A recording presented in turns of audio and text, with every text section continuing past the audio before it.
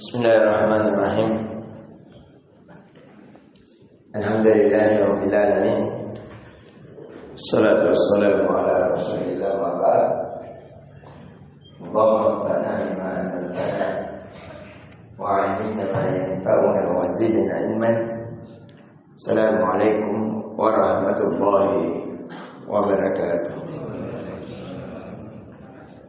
Tidak ada kalimat yang lebih pantas membasahi lisan kita ini kecuali kalimat syukur kepada Allah Jalla Jalaluh, disebabkan karena rahmat dan kasih sayangnya. Alhamdulillah, kita dipilih menjadi makhluk yang terbaik dari miliaran manusia. Kita dipilih menjadi makhluk yang terbaik dari miliaran makhluk, yaitu yang dikatakan manusia. Kita memuji dan mengagungkan Allah Subhanahu wa ta'ala yang telah melembutkan hati kita, yang maha lembut, maha bijaksana, maha pemberi, yang telah menundukkan hati kita untuk ingin ruku dan sujud kepada Allah di tengah berapa juta dari kaum muslimin. Namun hanya berapa persen yang ingin menundukkan dirinya untuk ruku dan sujud kepada Allah. Di pertemuan kali ini kita melanjutkan dari kajian yang biasa kita kajikan, yaitu kitab Al-Istiqamah, Asyru Qawaid fil Istiqamah, 10 kaidah dalam agar seorang hamba bisa istiqamah. Tentunya alhamdulillah kita sudah berada di kaidah yang keempat. Namun biasanya metode kita alhamdulillah satu kaidah menuju kaidah berikutnya dengan penjelasan dan ulasan sebagaimana di kitab. Namun qadarullah ma syafa'an, karena ada beberapa amanah atau terkadang lama jenjang waktunya baru kita mengisi kembali, maka mungkin di pertemuan kali ini dengan metode ringkasan, dengan metode untuk kita mengajar, mungkin dalam satu kajian, satu waktu kita mengambil 2-3 kaidah atau sampai 5 kaidah. Dan jikalau Allah yang maha kuat, maha bijaksana, maha memudahkan, maha pemberi, semoga kita bisa juga menyelesaikan satu kali majelis dalam menyelesaikan 6 kaidah setelahnya. Inna walidzalika wal qadir alaih. Sebelum kita melanjutkan kaidah selanjutnya, kita mengingatkan kembali agar menyehatkan kembali pikiran kita, ulasan kita. Yang pertama kaidah yang dinukil oleh Syekh adalah al-istiqamatu minnatun hilahiyah wa hibatun rabbaniyah. Ketahuilah ya hamba-hamba Allah bahwa istiqamah itu adalah pemberian kasih sayang atas seorang hamba dari Allah yang maha diibadahi.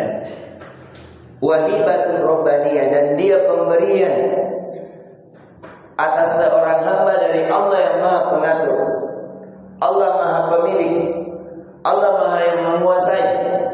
Jadi keistiqomahan seorang hamba bisa menyembah kepada Allah itu bukan harta warisan dari bapaknya, itu bukan harta warisan dari ibunya, bukan harta warisan dari saudaranya, bukan.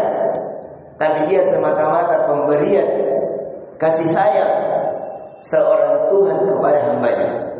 Maka dari itu pemberian yang terbesar, harusnya kita sadar itu, mengalahkan pemberian dunia beserta isinya. Karena kalau seseorang menggenggam dunia beserta isinya tapi tanpa iman, na'udzubillah, dan di hari kiamat kata Allah, la yanfa'u malu wala banun illa man atallaha biqalbin salim. Tidak akan bermanfaat seluruh harta yang kita kumpulkan, tidak akan bermanfaat seluruh anak yang kita banggakan ketika di hari kiamat, kecuali siapa yang datang kepada Allah dengan hati yang selamat. Selamat hatinya dari menduakan Allah, selamat hatinya dari lebih mencintai sesuatu dibanding mencintai Allah. Maka dari itu sekali lagi kita mengingat, hendaknya kita sadar bahwa ini pemberian yang agung, pemberian yang tidak ternilai bernilai atas seorang hamba. Yang kedua, kata Syekh, hakikatul istiqomah luzumul manhajul qawim as-siratul mustaqim. Hakikat istiqomah adalah seseorang tetap berada di jalan yang lurus, yaitu jalan Islam, jalan-jalan keimanan, jalan-jalan kebaikan, jalan-jalan menunjukkan kepada surga, menjauhkan seorang hamba dari neraka.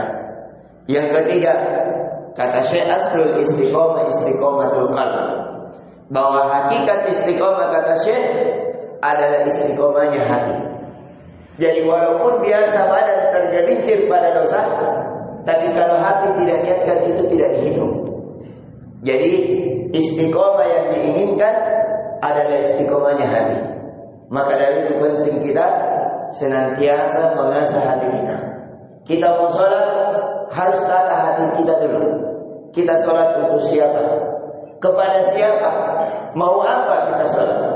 Kalau sholat kita niatkan betul-betul mukhlisina lahuddin, hanya untuk mengharap wajah Allah, mengharap surga Allah, mengharap ampunan Allah, mengharap derajat di sisi Allah, menjadi penghapus dosa-dosa kita di hadapan Allah, itu maka sholat kita itu benar. Tapi kalau kita sholat mengharapkan pujian manusia, kita sholat supaya diberi rezeki, kita sholat agar dilapangkan dada, itu belum tepat cara sholat kita.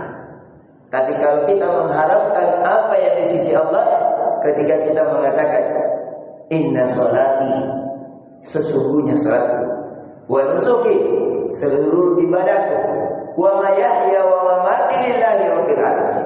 Ketika kita mengatakan sesungguhnya sholatku, ibadahku, hidupku dan matiku hanya untuk Allah, bukan kepada selainnya. Karena di sini ini lillahi, ini namanya lamu tahqiq, menegaskan hanya untuk itu, tidak selainnya. Itulah yang dimaksudkan oleh Syekh. Dan yang keempat, kata Syekh, inilah pembelajaran tambahan kita, yang insyaallah ta'ala di pelajaran setelahnya barulah kita ringkaskan dari buku Syekh. Yang keempat, al-istiqomatul matluba minal abdi hiya sadat fa illam yaqdir fal muqarabah.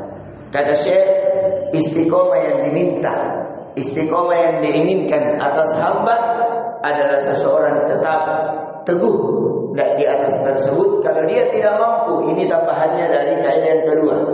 Kata Syekh, kalau dia tidak mampu, maka minimal dia mendekati. Kemarin kita alhamdulillah berpuasa Asyura, berarti kita menggaungkan yang wajib dan sunnah. Sama dengan sholat, sholat wajib ada sholat rawatibnya. Itu istiqomah yang diinginkan. Semakin banyak kedekatan kita kepada Allah, itu yang diminta dalam istiqomah.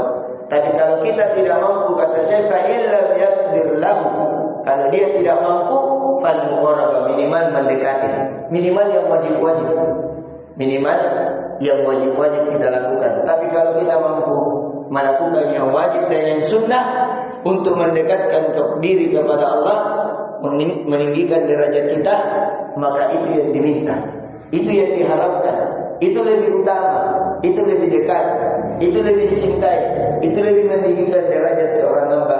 Dan itu yang lebih sebab bisa seorang hamba diampuni dosa-dosa dan kesalahannya. Ini kaidah yang keempat yang bisa kita tambahkan di pertemuan kali ini.